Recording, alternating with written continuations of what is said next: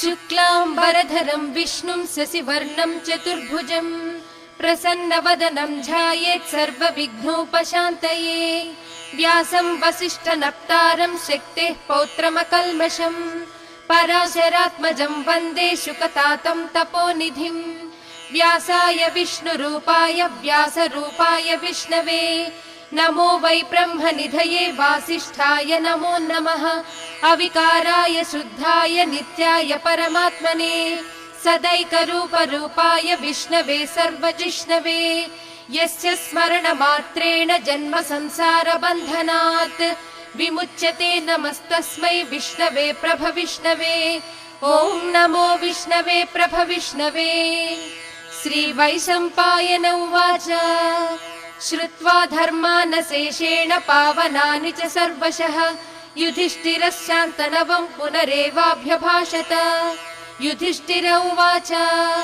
किमेकं दैवतं लोके किं वाप्येकं परायणम् स्तुवन्तः कं कमर्चन्तः प्राप्नुयुर्मानवाः शुभम्। को धर्मः सर्वधर्माणां भवतः परमो मतः किं जपन्मुच्यते जन्तुर्जन्म संसारबन्धनात्। श्रीभीष्म उवाच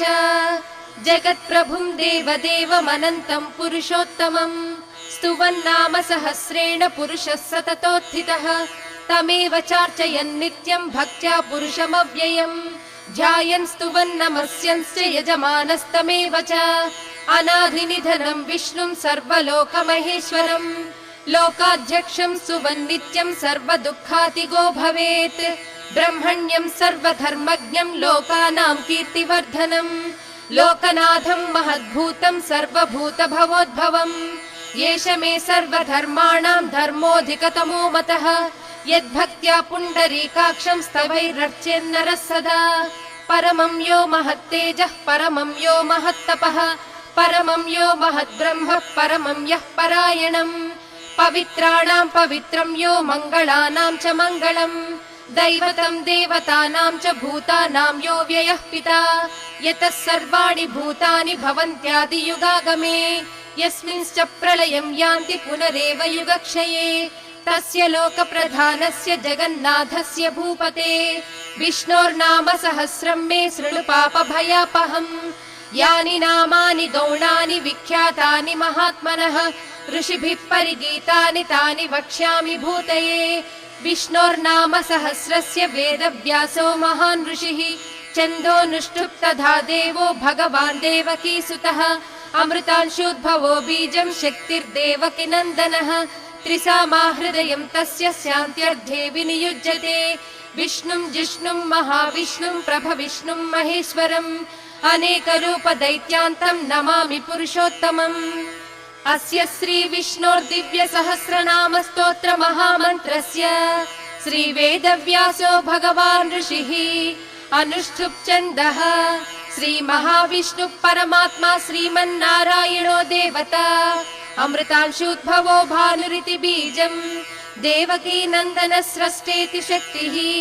उद्भवक्षोभणो देव इति परमो मन्त्रः। शङ्खबृन्नन्दकी चक्रीति कीलकम् शाङ्गधन्वा गदाधर इत्यस्त्रम् रथाङ्गपाणिरक्षोभ्य इति नेत्रम् त्रिसामा सामगः सामेति कवचम् आनन्दं परब्रह्मेति योनिः ऋतुः सुदर्शनः काल इति दिग्बन्धः श्रीविश्वरूप इति ध्यानम्। श्रीमहाविष्णुप्रीत्यर्थे श्रीसहस्रनाम जपे विनियोगः। ध्यानम् क्षीरोदन्वत्प्रदेशे शुचिमणिविलसत्सैकते मौक्तिकानां माला क्लुप्तासनस्तस्फटिकमणिनिभैर्मौक्तिकैर्मण्डिताङ्गः शुभ्रैरभ्रैरदभ्रैरुपरि विरचितैर्मुक्तपीयूषवर्षैः आनन्दीनः पुनीयादरिनलिन गदा शङ्खपाणिर्मुकुन्दः। भूः पादौ यस्य नाभिर्वियदसुरनिलश्चन्द्र सूर्यौ च नेत्रे कर्णावासाः शिरोद्यौर्मुखमपि दहनो यस्य वास्तेयमब्धिः अन्तस्थं यस्य विश्वं सुरनरखगो भोगि गन्धर्व दैत्यैः चित्रं रं रम्यते तं त्रिभुवन वपुषं विष्णुमीशं नमामि। ॐ नमो भगवते वासुदेवाय। शान्ताकारं भुजगशयनं पद्मनाभं सुरेशं विश्वाधारं गगनसदृशं मेघवर्णं शुभांगं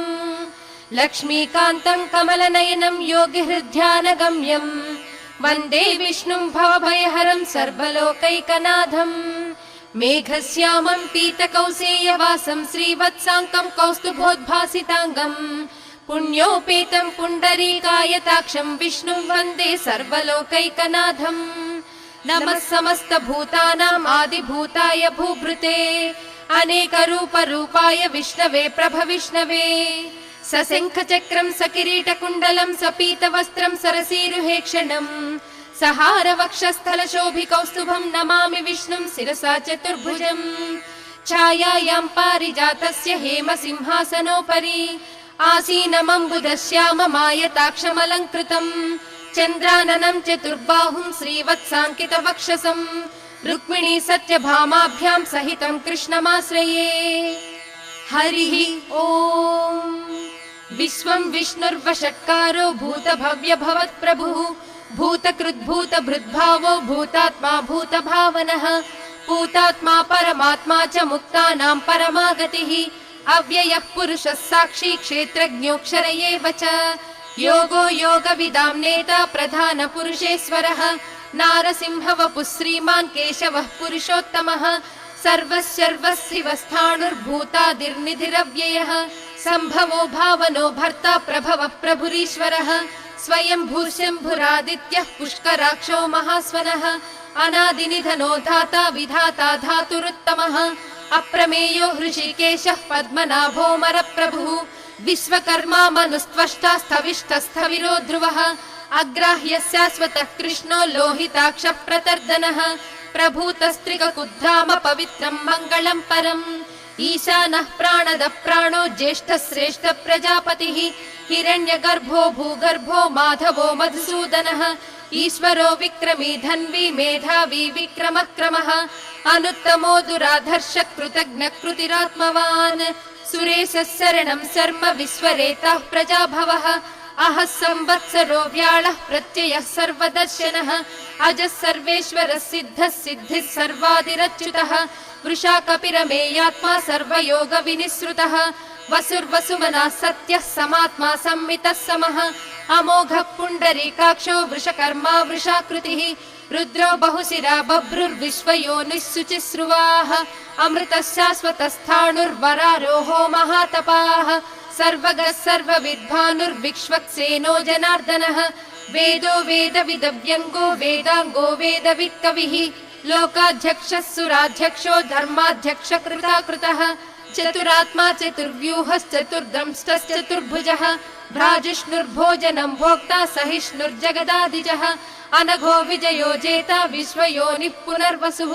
उपेन्द्रो वामनः प्रांशुरमोघः सुचिरूर्जितः अतीन्द्रः सङ्ग्रहः सर्गो धृतात्मा नियमो यमः वेद्यो वैद्यः सदा योगी वीरः माधवो मधुः अतीन्द्रियो महामायो महोत्साहो महाबलः महाबुद्धिर्महावीर्यो महाशक्तिर्महाद्युतिः अनिर्देश्य वपुः श्रीमान् अमेयात्मा महाधृधृत् महेश्वासो महीभर्ता श्रीनिवासः सताङ्गतिः अनिरुद्धः सुरानन्दो गोविन्दो गोविदाम्पतिः मरीचिर्दमनो हंसः सुपर्णो भुजगोत्तमः हिरण्यनाभः सुतपः पद्मनाभः प्रजापतिः अमृत्युः सर्वदृक्सिंहः सन्धाता सन्धिमान् स्थिरः अजो दुर्मर्शनः शास्ता विश्रुतात्मा सुरारिः गुरुर्गुरुतमो धामः सत्यः सत्यपराक्रमः निमिषो निमिषस्रग्वी वाचस्पतिरुदारधीः अग्रणी ग्रामणि श्रीमान् न्यायो नेता समीरणः सहस्रमूर्धा विश्वात्मा सहस्राक्ष सहस्रपात् आवर्तनो निवृत्तात्मा संवृतः सम्प्रमर्दनः अहः संवर्तको वह्निरनिलो धरणीधरः सुप्रसादः प्रसन्नात्मा विश्वदृग्विश्वभुग्विभुः सत्कर्ता सत्कृतः साधुर्जह्नुर्नारायणो नरः असंख्येयो प्रमेयात्मा विशिष्टः शिष्टकृच्छुचिः सिद्धार्थः सिद्धसङ्कल्पः सिद्धिदः सिद्धिसाधनः वृषा हि वृषभो विष्णुर्वृषपर्वा वृषोदरः वर्धनो वर्धमानश्च विविक्तः श्रुतिसागरः सुभुजो दुर्धरो वाग्मी महेन्द्रो वसुदो वसुः नैकरूपो बृहद्रूपः सिपिविष्टप्रकाशनः ओजस्तेजोद्युतिधरः प्रकाशात्मा प्रतापनः रुद्धः स्पष्टाक्षरो मन्तश्चन्द्रांशुर्भास्करद्युतिः अमृतांशूद्भवो भानुः शशिबिन्दुः सुरेश्वरः औषधं जगतः सेतुः सत्यधर्मपराक्रमः भूतभव्यभवन्नाथः पवनः पावनो नलः कामः कामकृत्कान्तः कामः कामप्रदप्रभुः युगादिकृज्जुगावर्तो नैकमायो महाशनः अदृश्यो व्यक्तरूपश्च सहस्रजिदनन्तजित् इष्टो विशिष्टः शिष्टेष्टः शिखण्डी नहुषो वृषः क्रोधः क्रोधकृत्कर्ता विश्वबाहुर्महीधरः अच्युतः प्रदितः प्राणः प्राणदो वासवानुजः अपां निधिरधिष्ठानम् अप्रमत्तः प्रतिष्ठितः स्कन्दः स्कन्दधरो धुर्यो वरदो वायुवाहनः वासुदेवो बृहद्भानुरादिदेवः पुरन्दरः अशोकस्तारणस्तारः सूरः शौरिर्जनेश्वरः अनुकूलस्य तावर्तः पद्मी पद्मनिभेक्षणः पद्मनाभोरविन्दाक्षः पद्मगर्भः शरीरभृत् महद्भिर्रुद्धो वृद्धात्मा महाक्षो गरुडध्वजः अतुलः शरभो भीमः समयज्ञो हविर्हरिः सर्वलक्षणलक्षण्यो लक्ष्मीवान् समितिञ्जयः दिक्षरो रोहितो मार्गो हेतुर्दामोदरः सहः महीधरो महाभागो वेगवानमिताशनः उद्भवः क्षोभनो देवः श्रीगर्भः परमेश्वरः करणं कारणं कर्ता विकर्ता गहनो गुहः व्यवसायो व्यवस्थानः संस्थानस्थानदो ध्रुवः परर्धिः परमस्पष्टस्तुष्टः पुष्टः सुभेक्षणः रामो विरामो विरजो मार्गो नेयो नयोनयः वीरः शक्तिमतां श्रेष्ठो धर्मो धर्मविदुत्तमः वैकुण्ठः पुरुषः प्राणः प्राणदः प्रणवपृदुः हिरण्यगर्भः शत्रुघ्नो व्याप्तो वायुरधोक्षजः ऋतुः सुदर्शनः कालः परमेष्ठी परिग्रहः उग्रः संवत्सरो दक्षो विश्रामो विश्वदक्षिणः विस्तारस्थावरस्थाणुः प्रमाणं बीजमव्ययम् अर्धोऽनर्धो महाकोशो महाभोगो महाधनः अनिर्विण्णस्तविष्ठो भूधर्मयूपो महामकः नक्षत्रनेमिर्नक्षत्री क्षमः क्षामः समीहनः यज्ञ इज्यो महेज्यश्च क्रतुः सत्रं सताङ्गतिः सर्वदर्शी निवृत्तात्मा सर्वज्ञो ज्ञानमुत्तमम् सुव्रतः सुमुखः सूक्ष्मः सुघोषः सुखदः सुहृत्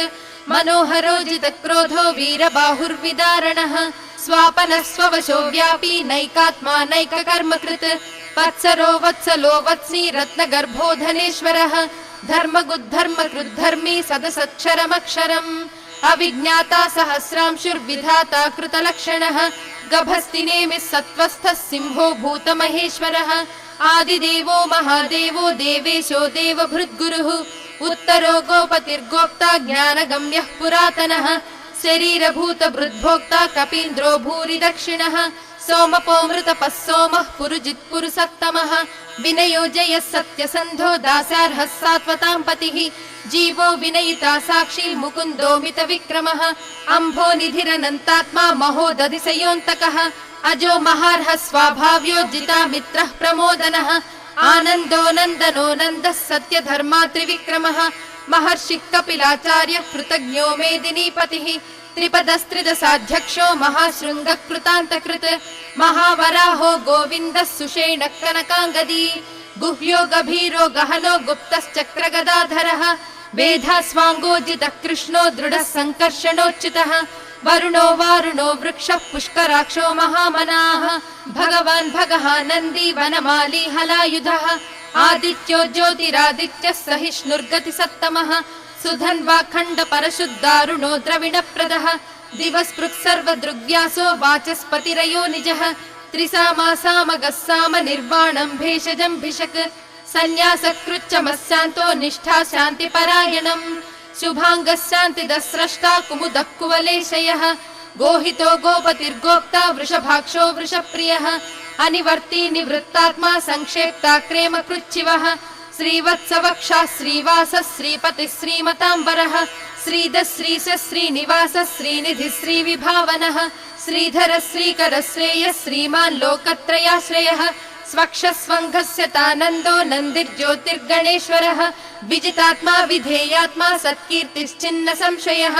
उदीर्णः सर्वतश्चक्षुरनीशः शाश्वतस्थिरः भूषयो भूषणो भूतिर्विशोकः शोकनाशनः अर्चिष्मानर्चितः कुम्भो विशुद्धात्मा विशोधनः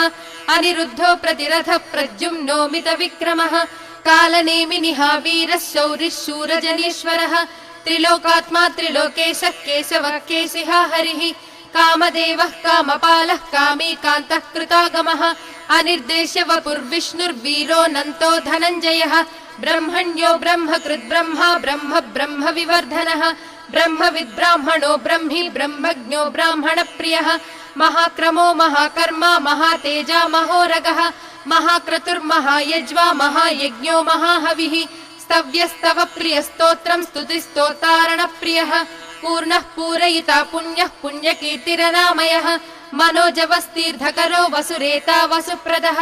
वसुप्रदो वासुदेवो वसुर्वसुमनाहविः सद्गतिः सत्कृतिः सत्ता सद्भूतिः सत्परायणः शूरसेनो यदुश्रेष्ठः सन्निवासः सुयामुनः भूता वासो वासुदेवः सर्वासु निलयो नलः दर्पः दर्पदो दृप्तो दुर्धरोधापराजितः विश्वमूर्तिर्महामूर्तिर्दीपमूर्तिरमूर्तिमान् अनेकमूर्तिरव्यक्तः शतमूर्तिः शताननः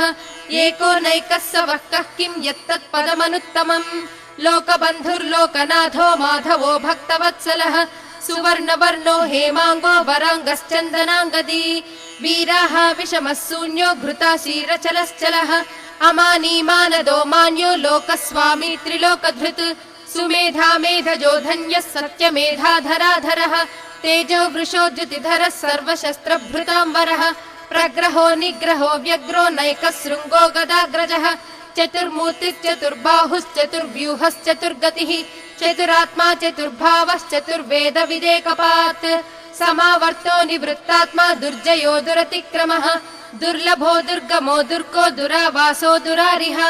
शुभाङ्गो लोकसारङ्गः सुतन्तुस्तन्तुवर्धनः इन्द्रकर्मा महाकर्मा कृतकर्मा कृतागमः उद्भवः सुन्दरः सुन्दो रत्ननाभः सुलोचनः अर्को वाजसनिःशृङ्गी जयन्तः सर्वविजयी सुवर्णबिन्दुरक्षोभ्यः सर्ववागीश्वरेश्वरः महाह्रदो महागर्तो महाभूतो महानिधिः कुमुदः कुन्दरः कुन्दः पर्जन्यः पावनो निलः अमृतांशो मृतवपुः सर्वज्ञः सर्वतोमुखः सुलभः सुव्रतः सिद्धः शत्रुजित् शत्रुतापनः न्यग्रोधो दुम्बरोश्वत्तश्चाणूरान्ध्रनिषूदनः सहस्रार्चिः सप्तजिह्वः सप्तैधा सप्तवाहनः अमूर्तिरनघोचिन्त्यो भयकृद्भयनाशनः अणुर्बृहत्कृशस्थूलो गुणभृन्निर्गुणो महान् अधृतस्वधृतस्वास्थ्यः प्राग्वंश्यो वंशवर्धनः भारभृत्कथितो योगी योगीशः सर्वकामदः आश्रमश्रमणक्षामः सुपर्णो वायुवाहनः धनुर्धरो धनुर्वेदो दण्डो दमयिता दमः अपराजितः सर्वसहो नियन्ता नियमो यमः सत्त्ववान् सात्विकः सत्यः सत्यधर्मपरायणः अभिप्रायः प्रियार्होर्हः प्रियकृत्प्रीतिवर्धनः विहाय सगतिर्ज्योतिः सुरुचिः हुतभुग्विभुः रविर्विलोचनः सूर्यः सविता रविलोचनः अनन्तो हुतभुग्भोक्ता सुखदो नैकदोऽग्रजः अनिर्विण्णः सदामर्षि लोकाधिष्ठानमद्भुतः सनातनस्तमः कपिलः कपिरव्ययः स्वस्तिदः स्वस्तिकृत् स्वस्तिः स्वस्ति भुक् स्वस्ति दक्षिणः अरौद्रः कुण्डली चक्री विक्रम्यूर्जितशासनः शब्दादिगः शब्दसः शिशिरः शर्वरीकरः अक्रूरः पेशलो दक्षो दक्षिणः क्षमिनाम्बरः विद्वत्तमो वीतभयः पुण्यश्रवणकीर्तनः उत्तारणो दुष्कृतिः पुण्यो दुःस्वप्ननाशनः वीरः रक्षणः सन्तो जीवनं पर्यवस्थितः अनन्तरूपोऽनन्तश्रीर्जितमन्युर्भयापहः चतुरस्रो गभीरात्मा विदिशो व्यादिशो दिशः अनादिर्भूर्भुवो लक्ष्मी सुवीरो रुचिराङ्गदः जननो जनजन्माधिर्भीमो भीमपराक्रमः आधारनिलयो धाता पुष्पहास प्रजागरः ऊर्ध्वगः सत्पदाचारः प्राणदः प्रणवप्पणः प्रमाणम् प्राणनिलयः प्राणभृत् प्राणजीवनः तत्त्वम् तत्त्वविदेकात्मा जन्म मृत्युजरातिगः भूर्भुवः स्वस्तरुस्सारः सविता प्रपितामहः यज्ञो यज्ञपतिर्यज्वा यज्ञाङ्गो यज्ञवाहनः यज्ञभृद्यज्ञकृद्यज्ञी यज्ञभुग्यज्ञसाधनः यज्ञान्तकृद्यज्ञगुह्यमन्नमन्नादयेव च आत्मयोनिः स्वयं जातो वैखानः सामगायनः देवकी नन्दन स्रष्टा क्षिति सप्पापनाशनः शङ्ख बृन्नन्दकी चक्री शाङ्खधन्वा गदाधरः रथाङ्गपाणि रक्षोभ्यः सर्वप्रहरणायुधः श्री सर्वप्रहरणायुध ॐ नमः इति वनमाली गदिशाङ्गी शङ्खी चक्री च नन्दकी श्रीमान् नारायणो विष्णुर्वासुदेवोऽभिरक्षतु वनमाली गदिशाङ्गी शङ्खी चक्री च नन्दकी श्रीमान् नारायणो विष्णुर्वासुदेवोऽभिरक्षतु वनमाली गदिशाङ्गी शङ्खी चक्री च नन्दकी श्रीमान् नारायणो विष्णुर्वासुदेवोऽभिरक्षतु इतीदं कीर्तनीयस्य केशवस्य महात्मनः नाम्नां सहस्रं दिव्यानामशेषेण प्रकीर्तितम् य इदं शृणुयान् नित्यं यश्चापि परिकीर्तयेत् नाशुभं प्राप्नुयात् किञ्चित् सोमुत्रेह च मानवः वेदान्तको ब्राह्मणः स्यात् क्षत्रियो विजयी भवेत् वैश्यो धन समृद्धः स्यात् शूद्रः सुखमवाप्नुयात् धर्मार्थी प्राप्नुयात् धर्ममर्धार्थी चार्धमाप्नुयात् कामानवाप्नुयात् कामी प्रजार्थी चाप्नुयात् प्रजाः भक्तिमान् यः सदोत्थाय शुचिः सद्गतमानसः सहस्रं वासुदेवस्य नाम्नामेतत् प्रकीर्तयेत् यशः प्राप्नोति विपुलं याति प्राधान्यमेव च अचलां श्रियमाप्नोति श्रेयः प्राप्नोत्यनुत्तमम् न भयं क्वचिदाप्नोति वीर्यं तेजश्च विन्दति भवत्यरोगो द्युतिमान् बलरूपगुणान्वितः रोगार्तो मुच्यते रोगार्बद्धो मुच्येत बन्धनात् भयान्मुच्येत भीतस्तु मुच्येतापन्न आपदः दुर्गाण्यतितरत्याशु पुरुषः पुरुषोत्तमम् स्तुवन्नाम सहस्रेण नित्यं भक्ति समन्वितः वासुदेवाश्रयो मर्त्यो वासुदेव परायणः सर्वपाप विशुद्धात्मा याति ब्रह्म सनातनम् न वासुदेव भक्तानाम् अशुभं विद्यते क्वचित् जन्म मृत्यु जरा व्याधि भयं नैवोपजायते इमं स्तवमधीयानः श्रद्धा भक्ति समन्वितः युज्येतात्म सुख क्षान्ति श्रीधृति स्मृति कीर्तिभिः न क्रोधो न च मात्सर्यं न लोभो न शुभामतिः भवन्ति कृत पुण्यानां भक्तानां पुरुषोत्तमे द्यौस चन्द्रार्क नक्षत्रं खं दिशो भूर्महो दधिः वासुदेवस्य वीर्येण विधृतानि महात्मनः ससुरासुर गन्धर्वं सयक्षोरगराक्षसं जगद्वशे वर्ततेदं कृष्णस्य सचराचरम् इन्द्रियाणि मनो बुद्धिः सत्त्वं तेजो बलं धृतिः वासुदेवात्मकान्याहुः क्षेत्रं क्षेत्रज्ञ एव च सर्वागमानामाचारः प्रथमं परिकल्पितः आचार प्रभवो धर्मो धर्मस्य प्रभुरच्युतः ऋषयः पितरो देवा महाभूतानि धातवः जङ्गमा जङ्गमं चेदं जगन्नारायणोद्भवम् योगो ज्ञानं तथा साङ्ख्यं विद्या शिल्पादिकर्म च वेदः शास्त्राणि विज्ञानम् एतत् सर्वं जनार्दनात् एको विष्णुर्महद्भूतं पृथग्भूतान्यनेकशः त्रीन् लोकान् व्याप्य भूतात्मा भुङ्क्ते विश्वभुगव्ययः इमं स्तवं भगवतो विष्णोर्व्यासेन कीर्तितम् पठेज्जयिच्छेत् पुरुषः श्रेयः प्राप्तुं सुखानि च विश्वेश्वरमजं देवं जगतः प्रभुमव्ययम् भजन्ति ये पुष्कराक्षं न ते यान्ति पराभवम् न ते यान्ति पराभवम् ॐ नमः इति अर्जुन उवाच पद्मपत्र विशालाक्ष पद्मनाभ सुरोत्तम भक्तानामनुरक्तानां त्राता भव जनार्दन श्रीभगवानुवाच यो मां नाम सहस्रेण स्तोतुमिच्छति पाण्डव सोऽहमेकेन श्लोकेन स्तुत एव न संशयः स्तुत एव न संशय ॐ नमः इति व्यास उवाच वासनाद्वासुदेवस्य वासितं भुवनत्रयम् सर्वभूतनिवासोऽसि वासुदेव नमोऽस्तु ते श्रीवासुदेव नमोऽस्तु ते ॐ नमः इति पार्वत्युवाच केनोपायेन लघुना विष्णोर्नाम सहस्रकम् पठ्यते पण्डितैर्नित्यं श्रोतुमिच्छाम्यहं प्रभो ईश्वर उवाच श्रीराम राम रामेति रमे रामे मनोरमे सहस्रनाम तत्तुल्यं राम नाम वरानने श्रीराम राम रामेति रमे रामे मनोरमे सहस्रनाम तत्तुल्यं राम नाम वरानने श्रीराम राम रामेति रमे रामे मनोरमे सहस्रनाम तत्तुल्यं राम नाम वरानने श्रीराम नाम वरानन ॐ नम इति ब्रह्म उवाच नमोऽस्त्वनन्ताय सहस्रमूर्तये सहस्रपादाक्षि शिरोरुबाहवे सहस्रनाम्ने पुरुषाय शाश्वते सहस्रकोटि युगधारिणे नमः श्री सहस्रकोटि युगधारिणे नम ॐ नम इति सञ्जय उवाच यत्र योगीश्वरः कृष्णो यत्र पार्थो धनुर्धरः तत्र श्रीर्विजयो भूतिर्ध्रुवा नीतिर्मतिर्मम श्रीभगवानुवाच अनन्याश्चिन्तयन्तो मां ये जनः पर्युपासते तेषां नित्याभियुक्तानां योगक्षेमं वहाम्यहम् परित्राणाय साधूनां विनाशाय च दुष्कृतां धर्म संस्थापनार्थाय सम्भवामि युगे युगे आर्ता विषण्णाः शिथिलाश्च भीता घोरेषु च व्याधिषु वर्तमानाः संकीर्त्य नारायण शब्दमात्रं विमुक्त दुःखाः सुखिनो भवन्ति कायेन वाचा मनसेन्द्रियैर्वा बुद्ध्यात्मना वा प्रकृते स्वभावात्